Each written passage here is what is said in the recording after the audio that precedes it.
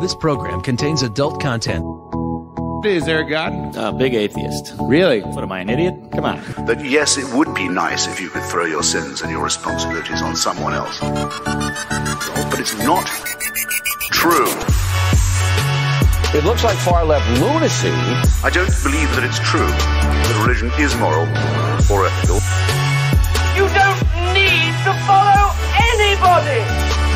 It's not human intelligence! If someone doesn't value logical consistency, what logical argument are you going to give them that will demonstrate that they should? Hello and welcome to the Godless Rebelution. Shit, I gotta start that over. Get this going. Okay, here we go. Hello and welcome to the Godless Rebelution. Today is Monday, August 8th. This is episode 387. My name is Dan Ellis, and I'm joined by two awesome co-hosts, Mr. Ryan Duffy. That would be this one in a nice flat cap. And Mr. Taylor Grin. This would be that one, also wearing a nice flat cap. I don't have a flat cap. Apparently, I didn't get the memo. But you're a golfer, Dan. That's like required. You're the only one of us who golfs. Yeah. Yeah. Oh, and there's I had some golfing adventures recently, but I'll let you guys go first. What's new with you, Mr. Grin? I've just been busy. The like clean version that I can tell as far as my job is concerned is I do a lot of research, and then sometimes I present my research findings to an audience within my career field. And this last week, some of my research necessitated me giving like a presentation every day for like a week straight, which kept me from staying on top of my other research that I needed to be doing. And by the end of that, I was just socialed out and like took an extra day off for the weekend and more or less spent the entire weekend locked away in my house, drinking, playing video games, and cuddling with the cat. Yeah. I guess I also got a guitar, which I can do one chord poorly on so far, and I'm just trying to build muscle memory and the calluses. Yeah, it's awful. So have you played guitar in the past, or is this a new endeavor? No. When I was in college, I got like a secondhand guitar. I tried learning how to play it for like maybe a month, and then it got out of tune and I couldn't get it back into tune, and it just started collecting dust in the corner of my dorm for the rest of my time in college. Well, I would say knowing how to tune a guitar is number one step in learning how to play guitar. I mean, you'd be right, but back then, you had to get one of those like tuner devices if you couldn't tune by ear, which I cannot. Yeah. So, and like the one that I had was super unreliable. Now they've got cell phone tuners that are like idiot proof. Oh yeah. And I've got a guy who's been playing for 40 years who helped me pick out the guitar and has said that if I need help with anything, he will help me out. So nice. Yeah. Nice. Fun. Oh, good. Well, that's fantastic. I don't play any instruments aside from like the kazoo and maybe some spoons slapping them together when I'm cooking or being weird. I don't know. That's it. I'm not. I like music. I'm just not creatively inclined or I don't know. Neither am I. Like I wanted to be into music stuff when I was younger, but my folks were like, "No, you must get good STEM grades," and so that never happened. Like one of my bigger regrets, my high school did pretty well for itself in the tax department. So I was able to take a biotech class while I was still in high school, doing like PCR tests and like DNA shit, like really cool shit. But it was the same class period as a music theory course. And like one of the few regrets I have about high school is I didn't take music theory instead of biotech, because I would be using music theory a lot more than I have ever used biotech. Yeah. Yeah. But yeah, no, this is mostly for me answering a question, which is, do I want to play an instrument, or do I like the idea of being the kind of person who plays an instrument? Which is very much how a lot of people are like, are you a writer, or do you like the idea of being a person who wrote a book? Uh-huh. Yep. So. I know a lot of people like that. Oh, fun. Well, I'm glad that you got some time off to decompress, and we'll be back to work tomorrow. Yay! At least it's only a 4-day week now, right? Hey, that's good. Yeah, the silver linings and whatnot. What's new with you, Mr. Duffy? Not a ton. I'm getting a new door put in right now. Like right now.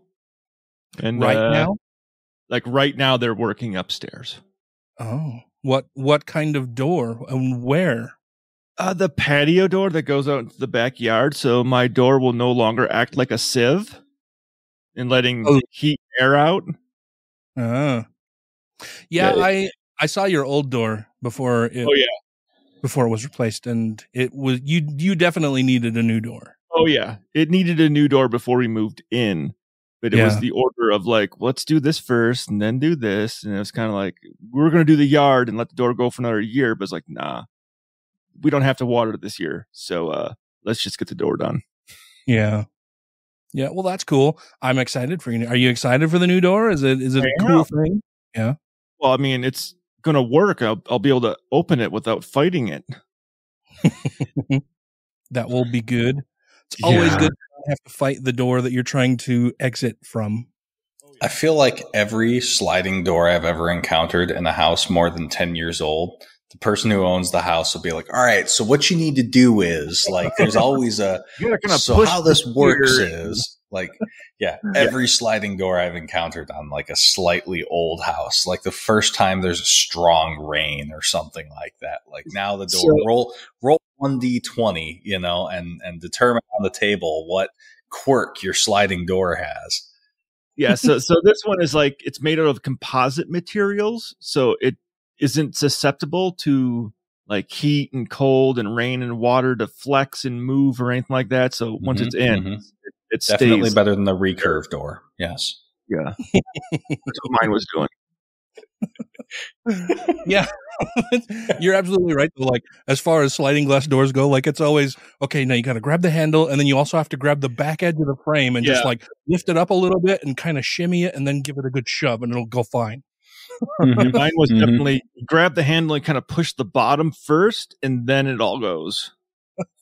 Because this metal is so warped, it shimmies. Yeah. Well, and it seemed like, and you can correct me if I'm wrong, but if memory serves, your old door was bad enough. Like when you grabbed the handle, the whole frame shifted around the door itself. Yeah. Yes. The whole frame was like, it was only held together because it was in 2 rails. Well, I'm excited for you to get a new one. That's awesome. Yeah. It'll be a nice upgrade when it's all complete. And my face is all healed up pretty much for everyone that wants. Is it still numb? Are you still a little bit? Like in the very bottom of my chin, it still feels like I can't. But that's right where like the heavy scarring is.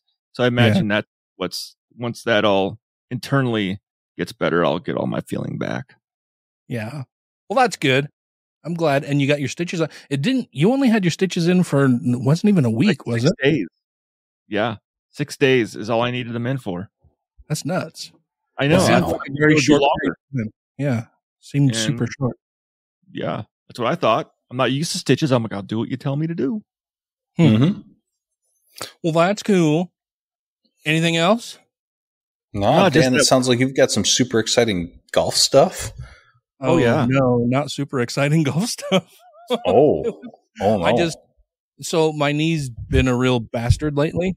It's fair. It's just been real. I mean, that sucks, but yeah. Yeah, it's been a dick. So, and I've complained about, going to the doctor and our medical system, our healthcare system, insurance, all of that kind of bullshit.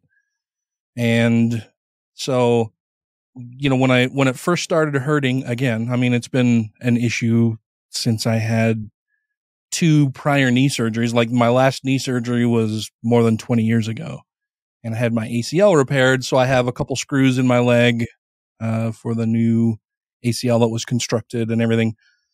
And, for the longest time, like every change of seasons, my knee would just ache for a while. I figured that was just going to be my life forever. And when it started doing that this year, it just got worse and worse and worse and worse. And it got to the point where like it was swollen. I could hardly walk. I went and played a golf round. It's been 3 weeks ago now, or 4 weeks almost. And at the, about halfway through the round, the guy that I play golf with all the time was just like, we can just go now if you want. Like, neither one of us are playing very well, and I could hardly fucking walk. Like, I was going really slow. Every swing hurt like hell, and I was just like, no, that's okay. I'll just, I'll just play through the pain. It'll be fine. Yeah, and it wasn't fine. Like, I got home and could barely get into the house, and then the next day, so that night I had to break out crutches to move around the house.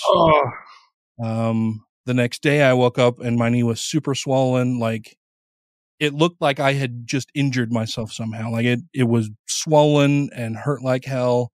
And, so I was still on crutches, called the doctor, tried to get in with the doctor. And of course that wasn't a possibility, but I was able to see somebody else in the clinic that day because they had a cancellation.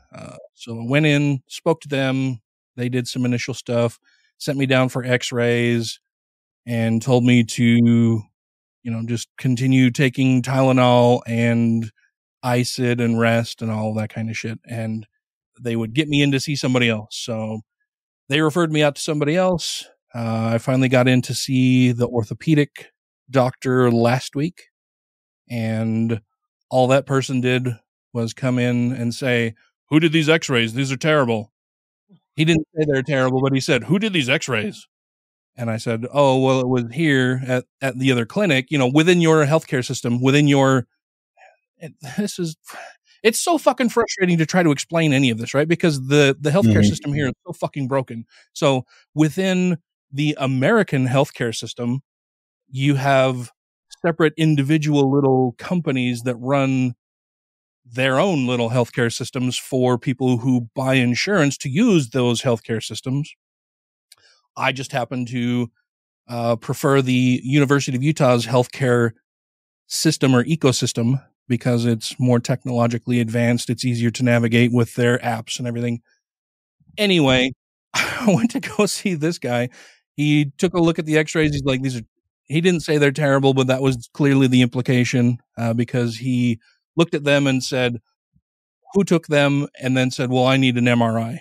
And he pulled and pushed on my knee in different directions, said that it's swollen. There were a couple students there with him, and he was explaining what he's doing to them, asked me some questions. I told him I'd had a couple prior surgeries. He asked what doctor had done my ACL replacement. I said, "Shit, man, I don't know." It was more than 20 years ago, and it was at a time in my life when I was too young and stupid to really give a shit about who was doing what. So I don't know who the doctor was.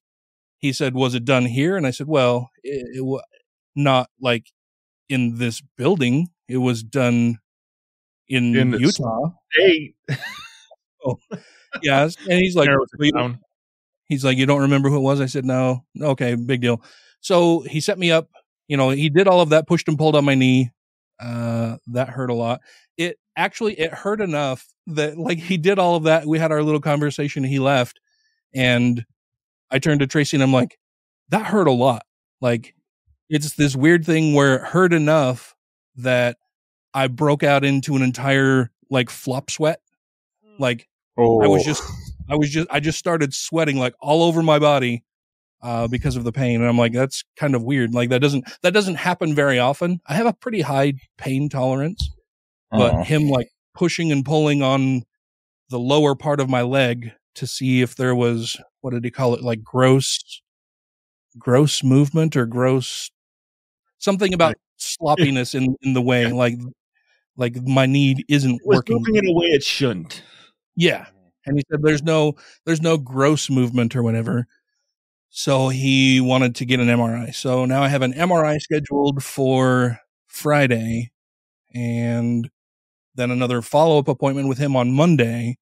to figure out what we're going to do for my knee that now feels like I can walk around just fine. I walk with a limp, but it's feeling better today than it has for the past month.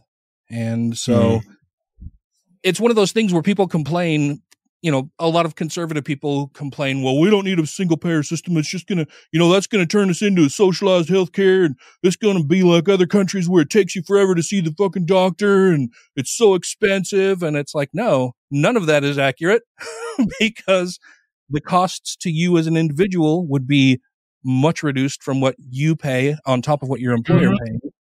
And if you think that we don't have delays in seeing a fucking provider here, then you have got your head so far up somebody's ass that I don't even know whose ass it is at this point. It's just frustrating. I mean, it's been more than a month now of pain, and now it's to the point where it's feeling okay-ish. But I don't know what that means as far as going to the fucking doctor this Friday and then a follow-up with him a week from today to figure out what they're going to do, what the course of action is. It's just, and it's been like this for 20 fucking years. Like every year I go through this year it has just been the worst. So I don't know. I'm just frustrated and beyond tired of how fucking stupid. You'll have surgery in about a year. Yeah. Yeah. And I don't want a surgery. You know, it sounds like you might need it. Maybe, I don't know. I'm hoping not. Because, well, and then the doctor that I saw before, the orthopedic guy, was telling me, you know, okay, well, it's been 20 years since your surgery before, so it may be that, you know, it's starting to break down. They typically usually only last 15 to 20 years. You're beyond the 20-year mark. But at this point, if we were to do a total knee replacement, again, they're only good for 15 to 20 years. So we would want to try to put that off as long as we can, because if you get it done now when you're not quite 50, then when you're not quite 70, it's going to be worn out and will need to be done again. And you're not going to want to do that when you're not quite 70. It just fucking sucks. Take it off and get a robot leg. Yeah. I told Tracy, no shit. Like I told Tracy a week or more ago that, you know, I have a torn hamstring in my right leg. Like I tore my hamstring, probably 15, almost 20 years ago. And so my hamstring is torn. I've got Achilles tendonitis. I've got a bum knee. I had a, knee surgery to fix my ACL. Now it's fucked up again. It's like between all of that going on with my right leg, it's, almost worthless at this point. I might as well just get it cut off and get a nice blade or something put on there. Just don't keep a gun by the nightstand. Yeah. Why? Oh, it's the guy, the runner with the two blades on his leg that shot. Oh, yeah. Oscar Pistorius. Yeah. I think that was a bathroom, wasn't it? Yeah, she was in the bathroom and he pumped rounds through the door and killed her. Yeah, so it's just frustrating. I'm tired of being in pain, and I'm tired of our medical system here. I'm tired of insurance companies. I'm just tired of all of it. It's just a bunch of bullshit that I shouldn't have to deal with. Anyway, I played in a golf tournament over this last weekend on Friday. It was a 2-day tournament on Friday and Saturday, and I played terribly both days just because my knee hurt so bad. So it just sucks. And now, and it's a day-to-day thing. Tracy keeps asking me if I'm going to go golfing tomorrow for my usual Tuesday golf outing. And I missed out. I didn't go for 2 weeks, just hoping that it would be okay enough to play in this tournament that happened over the weekend. And it was okay enough that I could go. I just couldn't play very well at all. And then because, of course, I hadn't played for 2 weeks, I was also rusty. So that compounded everything. And not this weekend, but next weekend is the club championship that I'm hoping to play in. But again, I don't know if my knee is going to be, a hindrance there. So it's just frustrating. And you can't put it in a brace or anything, can you? Well, I use when it gets, bad enough, or most of the time these days, I'm wearing just like a compression sleeve kind of brace on it. And that helps a bit, but not a ton. golf has a lot of twisting motions too. Yeah, it does. And from the X-rays, they told me that I have osteoarthritis or tricompartmental osteoarthritis. So all 3 areas of my knee have arthritis. And it's not, and I do have some of my meniscus left. It's not bone on bone yet, but it's close. And it just sucks. Getting old fucking sucks.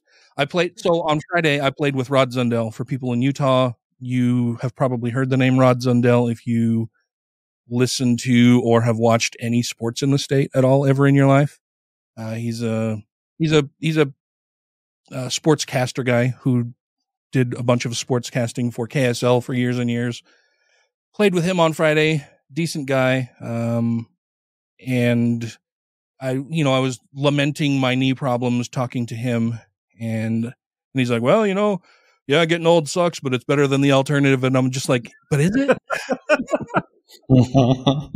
Is it really better than the alternative? Like, just living out your days in pain and misery is so much better. I don't know that's the case. And he's like, well, I guess you got a point there, but sorry, I didn't mean to gripe forever. It's just, I'm just so frustrated with the whole thing. It just sucks. I did not attend my 30-year high school reunion over the weekend, and I'm very glad that I did not. Especially after seeing where the shooting happened. No, but seeing some of the photos of people that I knew 30 years ago, doesn't seem like they've changed much at all, and I wasn't big fans of them back then. So, yeah, they're all very LDS, and all of the events were MAGA related. Not really MAGA related, but just like typical Utah bullshit that I didn't want to have to deal with. So I'm glad I didn't go. And a lot of the people, like, there was only, in looking through all of the pictures that have been posted to our class Facebook page, there were only maybe 1 or 2 people that attended any of the things that I would have been interested in seeing, and I can see them anyway. All of the people that I still associate with from high school didn't go to the reunion because we all kind of feel the same way about it. Yeah. Yeah. But we have a ton of things that have happened in the news. We've got some listener feedback that we want to get to. And we will do both of those things when we get back from this little break. Hi, this is Michelle Short. And this is Stu DeHaan. And we're the co-chapter heads of the Satanic Temple in Arizona. You're listening to the Godless Rebelution. For cool Satan swag, please visit the website shopsatan.com. Do miracles happen, after prayers? Yes, they do. They happen exactly as often as miracles would happen if nobody prayed at all. Like, God answers prayers precisely as often as those prayers would be answered if there was no God. Thank you to everybody who has rated the show on iTunes and Stitcher and are following us on YouTube, Twitter, and Facebook. And to all our Patreon patrons, you make the show possible. So I posted a question out to our Facebook recently. But just on a side note, everyone, if you don't remember, Dan honestly thought that men had 1 less rib than women. I did. He held on to that religious belief for a long time. This is true. I grew up, well, it was one of those things where my grandparents, like a trusted, respected elder figure in my life, told me that men have 1 fewer rib than women, and that is why, it fits with the biblical narrative. Like, and so, me being a trusting person, I guess at the time, I don't know that I'm quite as trusting these days, but big mistake. In my youth, I figured, certainly, my grandparents have said that, it's true that men have 1 fewer rib than women. And in the Bible, it says that,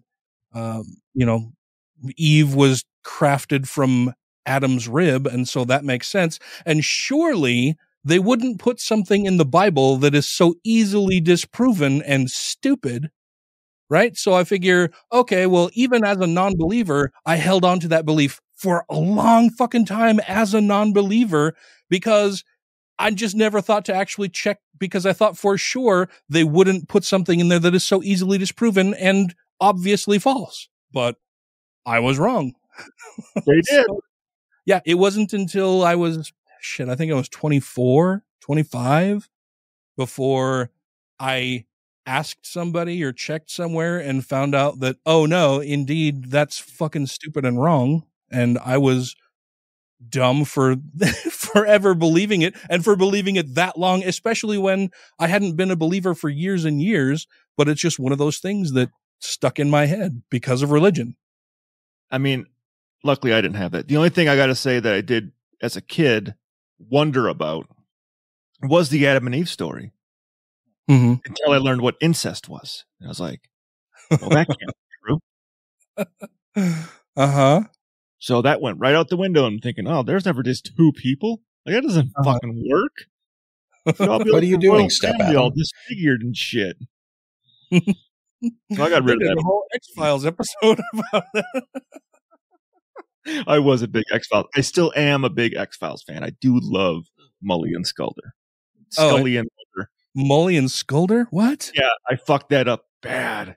Oh, okay. I didn't know if you were. My mom is prone to spoonerisms all the time, and so I didn't know if you had if that was a mistake or that was a straight up mistake. I realized it as soon as I'm like, wait, I just got those fucking ass backwards. Like, I just combined both their names, like that's not right. Uh-huh. Yeah, Tracy. Spoonerism. Yeah. Tracy was such a big fan of the X-Files that her cat was named Scully. Yeah. But yeah, that's one of the things that I believed. What did you guys hang on to forever? Or was there anything? I didn't really have stuff to hang on to because I never really actually believed. Yeah. Besides, as a kid, I thought maybe the Adam and Eve thing was like true. Like, oh, the world started with two people. Then I learned about incest. And I'm like, well, obviously it couldn't have started with two people because incest is a thing and it makes genetically bad pools. Uh-huh. Very shallow. Yeah, I got rid of that right away. I mean, I could give the really hair-raising one and be like, well, yeah, up until I started reading like David Fitzgerald stuff, I still believe that Jesus was a person that actually existed.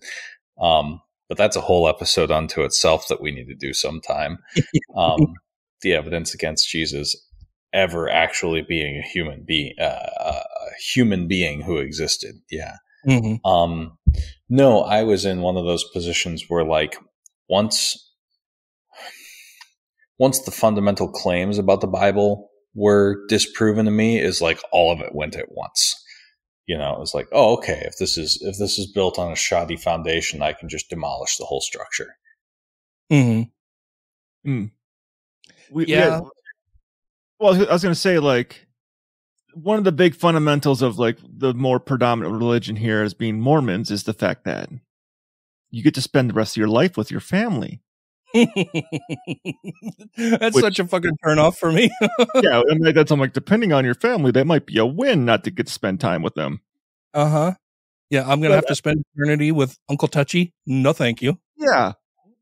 But people still fear what will happen to them when they die. Mm-hmm. Like listener Sarah Mars speaks. Yeah. Her thing was just belief in the afterlife because death is scary. It is. Well, I don't know. I think it can be for a lot of people. I don't know that I'm necessarily so afraid of death. Like, I know people have, not all people, but a lot of people have a problem with the concept of not existing anymore. But we didn't exist before. Yeah. Well, I know that there's a quote that is often attributed to Mark Twain, and I've seen things later that says that it isn't actually a quote from Twain, but it's something along the lines of, you know, you shouldn't really be afraid of death. It'll be just like before you were born. Like, you weren't afraid before you were born. It'll be the same thing. Like, there's literally, you won't be afraid because you won't be around to be afraid. Yeah. But there's the whole fear of the unknown, and, you know, what if you're wrong? Maybe that a lot of people still cling to. Right. I don't really fear that. Dawkins in his Christmas speech says something similar. You know, he's like, hey, you know, there's billions of potential human beings who never were, and we lucked out to get to be born at all. And so, how dare we tremble at our inevitable demise? Like, we got to be here in the first place, was the way he puts it. I did see an interesting story, and this has only happened once in history so far, just because of the way the test was done. But a guy passed away while he was basically getting his brain scanned. So they let it continue, like he's dead, like he died. Let's see what happens. What does the brain do because they're like, well, we don't get a chance to do this. And the guy just died, but his brain is still doing stuff. Like, he's clinically dead, not breathing. And they're looking at the amount of the brain that was still functioning upon death. And they're like, maybe the whole thing of like, when you die, all the endorphins and everything in your blood just floods into your brain.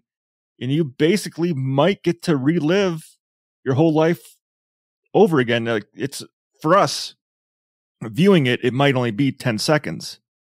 But to that person, it might be, 50 years, 60 years of worth of stuff going on in that last second of death. Like, someone, like, time stops. I kind of think that's interesting. Like, you're not going to heaven, but your brain is just flooding all these endorphins into it while your heart has stopped. Everything else has stopped, but for some reason, like, the memory centers of your brain are still ticking. And I can't help but think it's probably much shittier than that, though. Like, that immediately brings to mind the lobotomized mother in season 2 of Stranger Things, who's just repeating like the last, few days of her life over and over again. And you could relive shitty memories. Yeah. And maybe that's what people. But the only reason why they've only had the one person that has happened to is because he was hooked up to that at the moment of death, and it wasn't like they knew he was going to die. It's like, oh shit, he died. Let's just keep the scan going. So it's hard to replicate that study because it's just keeps it like, they might die in a week, so let's keep them in this brain scanner. So another listener commented on the question that you had posted, Ryan. Listener Kevin Licht said, so the post that you put out there, I edited it after you put it up initially to fix a couple different things. But it says, we're diving back into atheism and have a question for our listeners. Did you have a hard time letting go of certain beliefs or rituals during or after your journey out of religion? We'll be using your answers in future episodes. And listener Kevin Licht said, I have a hard time with sayings. Only God knows when someone asks something that can't be known, or thank God, stuff like that. I also say, God fucking damn it, fucking sweet baby Jesus. So I guess I'm breaking some other bad habits. Well, and for me, it's like, I blaspheme all the time. Like, I say, God damn it, Jesus fucking Christ, or just Jesus Christ, or God damn, or if I can't think of the name of something, I'll say, to whomever I'm speaking with, it's, oh, I'm trying to think of this thing. It's, the goddamn that you put on your head that does the thing, like protects you when you fall. Like it's made of plastic. Usually it's got a visor on it. What's the name of that goddamn? And that's my filler for a lot of things. There's one I picked up in the Middle East that's fantastic. It's inshallah, which means if God wills it. It's an Arabic phrase. And I love it because anytime anyone from the Middle East says inshallah that they're going to do something, that means it will probably not get done. It's like, because the idea behind it could be like, oh yeah, like it might rain tomorrow, inshallah, but more often than not, it's like, hey, like I really need you to show up like half an hour early to work, and they'll be like, oh yeah, inshallah, like if God wills it, which is basically saying like, I wake up. Probably not going to happen, but it's possible that, I could maybe, but I'm not going to say no. Yeah. Like God's just a scapegoat to not have to work. Like, well, God didn't precisely. Yeah. And in my line of work, there's a lot of people who have worked with people from that part of the world. So like sometimes you'll get just, oh, hey, we need to put together a staff meeting to try and figure out this thing a month from now. I'd be like, yeah, I'll send out an email in Shahala, Well, it's funny too, like when people get so upset. Longtime listeners may remember hearing several stories of a guy I worked with that I nicknamed DAMF, which was an acronym for dumbass motherfucker, because that's what this guy was. He's conservative boomer, born and raised in Utah, has lived an entire life of mediocrity and is just kind of a terrible person. But he, in one of our meetings, said, I don't really care if people say like fuck. Like there's a thing that people in Utah do, and they probably do it elsewhere, where if they're going to curse, they think if they whisper, that somehow God's not going to hear them. or something, like, I don't know. Like, it's just really fucking weird to me. Like they'll whisper swear words like, oh man, and I was just so fucking mad about the thing that happened, or changing it for another word like frick. Yeah, or they'll change it to frick or fudge or fetch or whatever. Yeah, when they mean the same fucking thing, it just is. It sounds different. It's a different sound that you make, but you mean the same thing, which is it's a whole other thing. But he's like, yeah, I don't really mind cuss words very much, but I get really, really upset when people say when they use GD, and I'm like, God damn it. And he's like, yeah, that's really bad. It makes me, oh boy, I just get all head up. That just makes me really mad. And I just kind of looked at him. I'm like, okay, whatever. And then I walked away and I'm thinking to myself, well, and he said something about, oh yeah, because, you shouldn't take the Lord's name in vain. And I walked away and I'm thinking, well, God, it really isn't his name. It's a title. Right? Like 007. Like, you're not taking, when you say God damn it, you're not taking your God's name in vain. You're taking his title in vain, if anything. Yeah. Like Queen, damn it. Tetragrammaton, damn it. Like, yeah, no. You're not saying Yahweh, damn it, or anything like that. I don't know. It's just weird. So listener Ollie Olson wrote in and said, or commented on the post and said, never was religious, thankfully. I do remember being about 10 or 11 and shooting hoops by myself. I dared God to let me sink like 3 in a row and I'd believe in him. I wasn't a very good basketballer. Thoughts and prayers. That's kind of like selling your soul to the devil, but in the opposite direction, I suppose. Listener Patrick Tribby commented and said, I never truly believed in the biblical God, but all my friends and family did. So I thought there was something wrong with me for not getting it. I ended up for years thinking, if there is a God, he's going to send me to hell for not believing. That's just sad, right? Scary part of religion, especially when it's your community says, oh, there's something wrong with you. It's like, just because I don't believe in one thing you believe in. Mm-hmm. Yeah. That's Utah. I mean, there's a lot of people who would say that a lot of religious teaching is child abuse, and I would have a hard time arguing against that, especially when you talk about things like belief in a hell, and that there's a God who's always watching you, and that if you are not living up to his standards, that he'll send you to be eternally tortured in a lake of fire. That's terrible. That's really fucking frightening. There's in the Mormon play from Matt Stone and Trey Parker or Matt Stone? Yeah. They do the Mormon Broadway musical, and there's a song in there and a scene about spooky Mormon hell. And when Tracy and I went and saw the play, it flooded back all of these memories of, oh yeah, I remember when I was a kid, I was terrified of, like, Mormons don't believe in an actual hell. It's more like outer darkness. But you definitely, as a kid, I remember having this feeling of fear of this spooky Mormon hell. And it was always just kind of this vague, nebulous thing, but I knew I didn't want it to happen to me. And then, go ahead. I never had a belief in hell. Yeah. That would be nice. Lucky. Lucky. There's this comic artist. His name is Adam Ellis.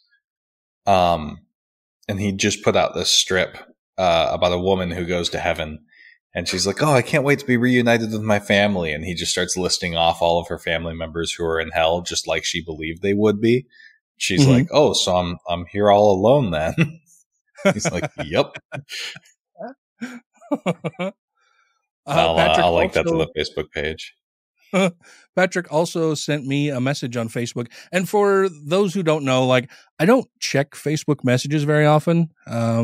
Because I'm so busy with a bunch of other stuff and I get a bunch of Facebook messages. So if I don't respond to you immediately, please understand it's not a personal slight and I don't have anything against you. I don't use Facebook messaging very often. But Patrick sent a message, looks like a week ago. Yeah, a week ago today. And he said that he's listening to episode 385 and our fear of Noah's Ark story is exactly the same, except, and this is him. He says, except my church day camp teacher locked me in a closet for the rest of the day for, quote, disturbing the class, which is also child abuse. Yeah. More child abuse at the hands of a religious believer. Awesome. Great. Fun times. Man, I don't like the religion stuff, man. It brings me down, makes me very unhappy and a little bit angry. We've got other things that we're going to talk about on the other side of this little break. Hey guys, this is Brandy Hamrick. I'm from Charleston, West Virginia. Contrary to popular belief, we don't all fuck our cousins, and we didn't all vote for Trump. And you're listening to the Godless Rebelution. So I changed my theology 1,000 times. I mean, by the time the last God I believed in, Seth, was the greatest God in the world. He was so wonderful. He agreed with everything I cared about. He was so nice. He wasn't sending anybody to hell. He wasn't responsible for any evil thing. And the problem is that, like, I was in love with that God until I realized, of course, like, if God and you agree that much, it's maybe because you invented him. If you have questions, comments, concerns, compliments, corrections, criticisms, or concepts for content, contact the show via email at godlessrebelution@gmail.com, by text or voicemail at 330-81-REBEL, or Twitter the twatter at TGR Podcast. Thank you! So, bringing us back, I want to steal something from a now defunct podcast that won't be around to care. Gonna do a props and shit list for this week. First on the shit list would be Marjorie Taylor Greene, who recently, July 23rd, she gave an interview with TPUSA. Please see our previous episode on them. Talking Points USA? A fantastic. Turning Point USA. Turning Point USA. Turning Point. Yeah, yep. Sorry. No. And she said, quote, "We need to be the party of Christian nationalism. And I'm a Christian, and I say it proudly. We should be Christian nationalists. When Republicans learn to represent most of the people that vote for them, then we will be the party that continues to grow without having to chase down certain identities or chase down certain segments of people." What does she mean we won't have to chase them down? I don't understand what she's trying to say there. So like think about the fact that, like, the log cabin Republicans just disbanded, for example, which are Republicans who are gay, who are trying to like change the party from within and make it more accepting and tolerant of gay men. Wait, I somehow missed it. The log cabin Republicans have disbanded? That's my understanding, or at a minimum, they've said, like, we're done trying. Yeah, I've read something recently about that. We've spent the last 50 years trying, and we've finally decided, oh, well, our original founding members are all fucking dead and nothing has come from it except our party has gotten more extreme and ridiculous, so maybe we should stop trying now. Yeah, I mean, that would be as ridiculous as trying to go in to advocate for atheism within the Republican Party. Like, it makes no sense. Yeah. Yeah. So Yeah, that's one person who's on the shit list. I would also say that like anyone who attended CPAC, CPAC gave a standing ovation to Viktor Orban. We've done an episode on him and his work in Hungary recently. Viktor Orban, a couple weeks back, was giving a speech or interviewing with a journalist back in Europe, and he, without getting into a direct quote, he basically said that like Hungary shouldn't be in the business of intermixing their genetics with other non-European races, and he said that that's what's wrong with the rest of Europe. It was so bad. Hitler? Yeah, right. It was so bad that one of his own like party secretaries quit and said something along the lines of, "This is just Nazi stuff, and I can't be associated with it." And that was somebody that had been with him for a couple decades, if I'm not mistaken. Yeah. And then Viktor Orban came and spoke at CPAC in America. Note that CPAC went to Hungary and did like a Hungarian event, a few months back that we covered. So he came and spoke at CPAC America and got standing ovations after those racial intermixing comments were made. Yay. Yeah. The part that I think we can't stress enough is that the CPAC appearance happened after his wildly racist remarks. Mm-hmm. And he got a standing ovation at CPAC. And it's also important to know that CPAC itself posted a banner over one of their stages. Oh, yeah. And I'm sure that they believed that they were being sarcastic and sticking it to the libs. But it said, "We are all domestic terrorists."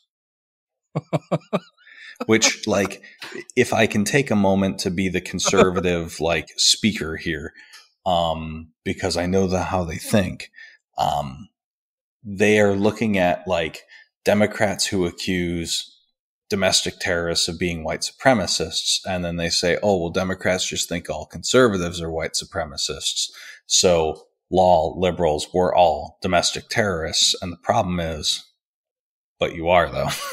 Yeah. I saw a snippet of one of the speeches they gave where they basically wanted to defund the police. They didn't say defund the police. They say, defund the justice system and the prison system and all that kind of stuff, because they really did not like the fact that people that took part in January 6th are being held in jail right now before their trial happened. They say you should not be held in jail until you've been proven guilty of actually committing the act. Oh, there's a lot of black men and Rikers who would love to get their support. Oh, yeah. Yeah. Oh, yeah. Mm-hmm. But they're basically saying, like, well, it was all over. They only want the people that were involved in January 6th not to have to sit in jail until they have a trial, though. It's pretty much what I would gather. And to close us out on a rare positive note, for my props list, I would like to put Joe Biden and the Democrats in the U.S. Senate. This last week, for Q2, Q3, however that works, the most recent quarter, we had over 500,000 jobs added. We had the mastermind behind 9/11 killed. We had the CHIPS Act passed. What that will do is allow for better manufacturing of microchips within the U.S., which will remove the possible sting if, say, China were to attack Taiwan. The PACT Act, which creates a bunch of funding and legal pathways to provide support to U.S. troops who were injured by the burn pits that we use in the Middle East. The Inflation Reduction Act deal, which is basically like a watered down version of the Build Back Better Act. Yeah. One thing that I've seen kind of covered poorly in this is people complain that Christian cinema got rid of like the earned income tax that was going to be billed against people who did like stock stuff. But she actually did that in exchange for instead a minimum tax rate on stock buybacks. So it lost like 15 billion in revenue and got back like 74 billion in revenue. So it actually draws more taxes through a different mechanism. And just having the minimum 15% tax on fucking businesses. So you can't pay zero anymore. Gas is now at a 50-day low. I did that, right? Biden would be saying. And and also Kansas voted to keep abortion protected constitutionally.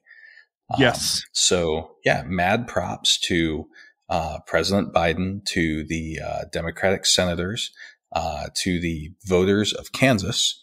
And this is for anyone who says that both parties are the same, or the Democrats don't get shit done, or the third party is needed to shake things up, like with a third party candidate. Like, that shit's not getting done because there isn't going to be a coalition of members in the Senate to actually pass votes. So, did you see the hill that the Republicans tried to die on for that bill? Which bill? The filibuster one, not the filibuster. Oh, the Inflation Reduction Act one. The Inflation Reduction Act. Yeah. What about insulin? The one thing that got pulled was insulin.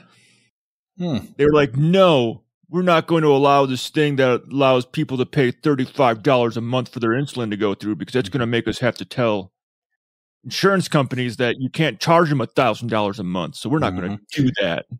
Well, that might end up getting fixed in the. It might end up in its own bill by itself. Well, but no, because California is presently exploring a route to manufacture its own insulin, and then basically turn around and sell it at like not a profit. Yeah, but I did see them say like we can put that out in its own bill. So it's like, well, instead of doing it in a whole other bill, taking more fucking time, why didn't you just vote to include it? I think it had 8 votes to include it, so it needed 2 more. Yeah, to get it to pass, because they want to use it as a chip later on. Well, it was 100% of the Democrats voted, but it was the Republicans that didn't. No, but that's what I'm saying. Yeah, the Republicans want to use it as a bartering chip later on. So they can attach it to another bill and be like, well, you didn't want to vote for insulin. Yep. It just kills me that Republicans, though, like, they could do something good for everybody. They could do something that would benefit, tens of millions of people in the United States, help them pay a lot less for the insulin that they need in order to survive. And instead they're like, no, we want to bargain with this later. We don't care how many fucking people will die, who will become homeless, who will go bankrupt in trying to pay for the fucking insulin that they need. We're more concerned with using this later as something that we can bargain with to get more of what we want. We don't really care about our constituents necessarily. This is something that we'll use later on down the road. That's just the cynicism there is disgusting. The cynicism and lack of concern for the people who voted them into office. But what kills me even more is that the people who did vote them into office, who do rely on insulin, won't fucking care. No. They won't do anything. They will not alter their voting patterns because of this, right? And Republicans know that. They can do whatever the fuck they want to the people who vote for them, because those people are going to vote for them regardless of what they do. And let's remember, Trump also ran on the fact that he lowered the price of insulin to no one. Unless you were a very select few that qualified underneath a certain Medicare program. Not everyone. You had to qualify. You got your insulin reduced. Not everyone. That's what they're trying to fucking do now. Be like, no, if you're on insulin, $35 a month. That's fucking it. Yeah. And Taylor, you said that we had added over 500,000 jobs in the last quarter. That was actually just for the month of July. Just July. Oh, yeah. Wow. But just July. But for the last 3 months. So also for the months of May and June, they had to revise their previously reported numbers up because they had actually added more jobs in both May and June than also previously reported. So, I mean, the economy, other than inflation, is doing really, really well. There are still tons of people being hired. I mean, companies aren't laying off. There's not, massive layoffs anywhere. We're in this weird area where economists don't really know if we're in a recession yet or not, because the typical thing that they've used in the past is 2 months or is it 2 months or 2 quarters? 2 quarters. 2 quarters. Negative. So 2 quarters of negative GDP, and we've hit that, but the rest of the economy isn't reacting to just that simple measurement. There are still, pay Apart is from up, increased jobs are inflation up. and a housing problem. Yeah. Which honestly, like the housing crisis that we're having right now is, in my view, a correction. Like housing prices have spiraled out of control. Yeah. And the fact that housing values are decreasing is a good thing. Like it's going to where it sucks it if you own a be. home, but there's tons of people who need to be getting into houses and need to get over these ridiculous prices that houses have gotten to. And I could do a whole episode on the problems with our like real estate and how we need to have more dual use homes and multifamily homes and shit like that.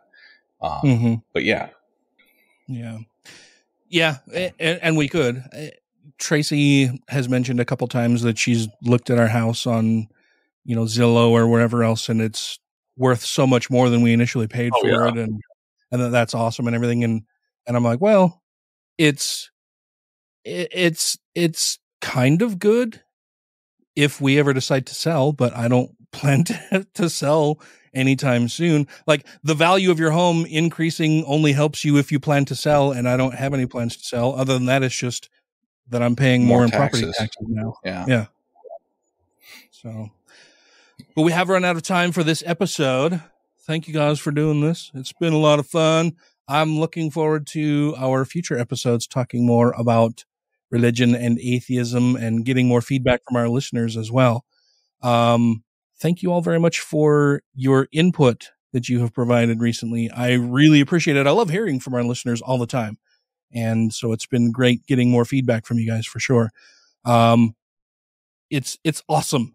Before we go though, I want to make sure that we thank our Patreon supporters because they keep the show going. And that would be 2 skeptical chaps. A noble spirit embiggens the smallest man. A perfectly cromulent statement. Alan Firth. All hail Peanut Buttra. Crucify the like button, leave a review on iTunes, and rate the show 5 times a day towards Celia Gray. Doug Willoughby. Ed Harris, a new Patreon supporter. Thank you so much, Ed. Is that the actor Ed Harris? If only. I kind of wondered the same thing. I doubt it very much, but yeah, thank you very much. We appreciate you ever so much. And if I don't see you, good afternoon, good evening, and good night.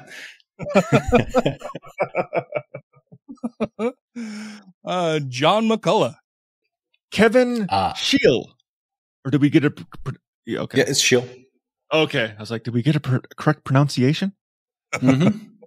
Ollie Olson. Sinead Duffy. Sir Roses of the River. Steve Kuno.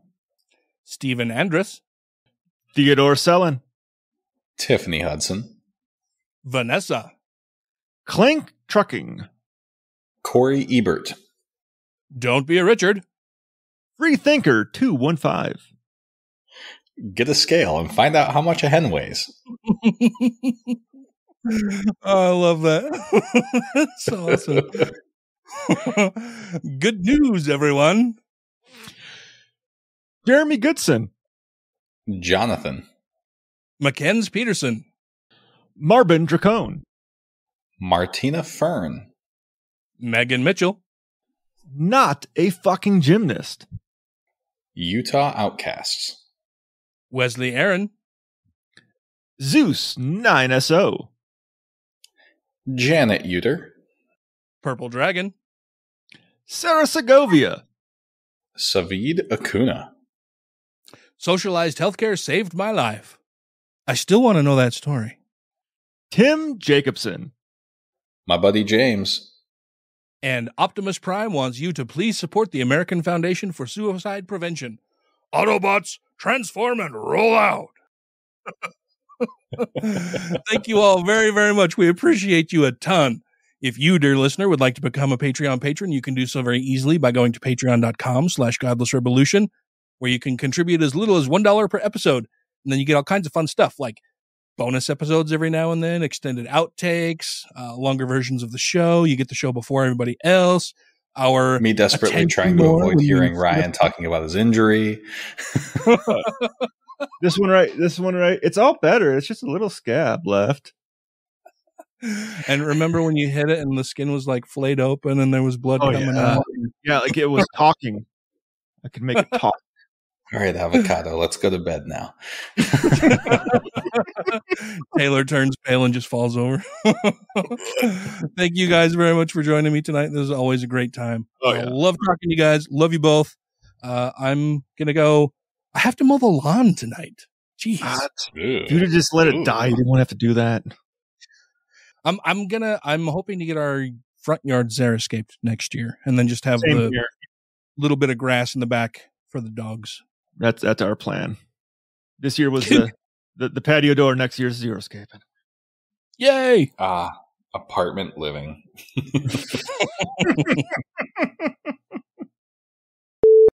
Well, let's do that then. Let me. Woo. What? No, woo. Let's do it. Yeah. Okay. Sorry, my enthusiasm is not exactly shining through. It's not. I'm tired. That's all. Yay. Yeah. Whoa. Yeah. Oh, and I meant to say too, in editing last week, and then I've heard it this week. I don't know what your microphone or laptop is sitting on, but every time you move your arms or hands around, we can hear a bunch of this. Okay. I'm sorry.